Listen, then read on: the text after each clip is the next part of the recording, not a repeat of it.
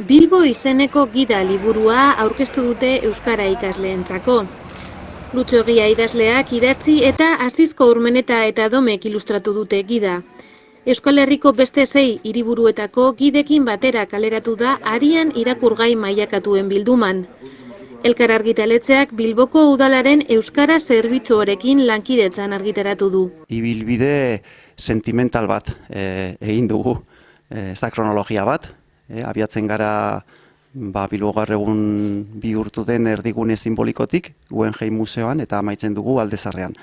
Eta hor, biltzen dira historiako zati txikiak eta batzuk objektiboak, beste batzuk subjektiboagoak, eta horrela pixka fragmentatuta Bilbogoko irudi bat osatzen da. Izatiak dira, ez da, libura dago antolatuta paseo baten moduan, ez da, eta gaur eguna hain zuzen ere, hiriaren berri izateko modurik zuzenena da ibiltzea, gaur egun beti, ez da, egia esateko, hiri baten berri izateko, baina gaur egun antolatutako ibilbide asko, eta horrek eman zidan ideia antolatzeko horrela liburua, iaia bizita gitatu bat balitz bezala. Eta holantze, sauso, eta badinotxute kronologia bati heldu gabe, satitxuak, retalak agertzen dira, eta, ez da Bilboko historiari buruzko traktatuz bat. Da azken batean murgil txiki bat. Proiektu biziki interesgarria izan da, gainera ni hor berriz itzuleniz eskoalegin bizitzera. Estudioak egin ditut kanpoan, beraz hor egin dugu eskoalegiaren itzulia eta ikusi dugu zein aberatsa den eskoalegia. Eta gero kolorearen dago nik egin dutana, lehenik hasi ginen elgerrekin lan egiten, asiskok ikusi baitzitzinen tindak.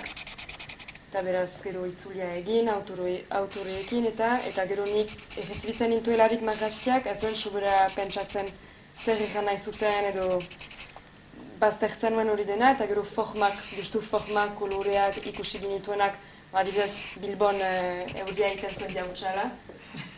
Beraz, dinakien belgiz eta olako koloreak agertuko zirela, eta da momentu batena, hori behar zen erakutsi kolorearekin.